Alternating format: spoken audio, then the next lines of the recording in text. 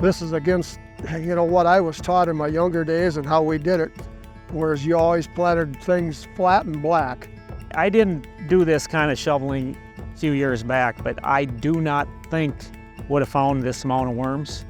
We never really recognized soil health and conservation. Yields were the number one thing, but it's still, you got to have it. I bought this farm in '92, and I think probably our most enjoyable journey the last 10 years has been this whole cover cropping thing. What really brought my attention to this whole thing was I was on the town board for 30 years, and when we seen road ditches filled up with black dirt, you ask yourself why. It was all coming from soil erosion. It's tillage practices and heavy rain events and that sort of thing. But you just need diversity. Corn and soybeans are not diversity. Start adding some legumes to that, some cool season grasses, some warm season grasses, some brassicas to that whole picture, and you just see soil biology come alive. For a dairy farmer, for me, the challenge is you're always taking everything off the land and replacing it a lot of times with liquid products. So that's where this cover crop stuff has really helped us out. And the no-till.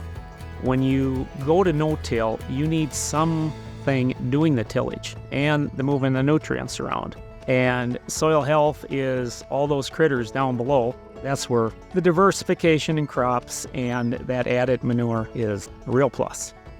I first came here, the soil was pretty clay and the hilltops were all washed. It takes a long time to build up soil, believe me. It's, rotating and alfalfa, and if you just have one field farms, you kind of lose the diversity of sheep, cattle, garden, bees, trees, what have you.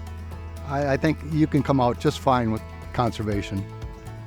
I raise just almost as good a crops as any, for what the land is. You can't have goals that are not applicable for your land.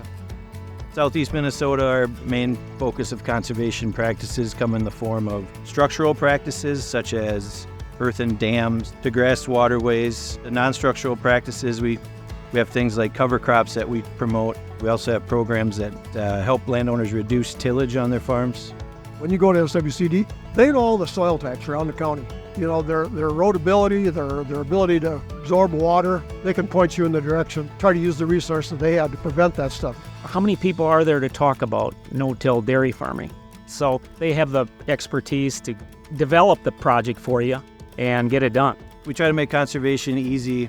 If you got questions about soil health, you got questions about a gully in your field or manure storage, just come in and ask. We got people there willing to help, and that's what we love to do.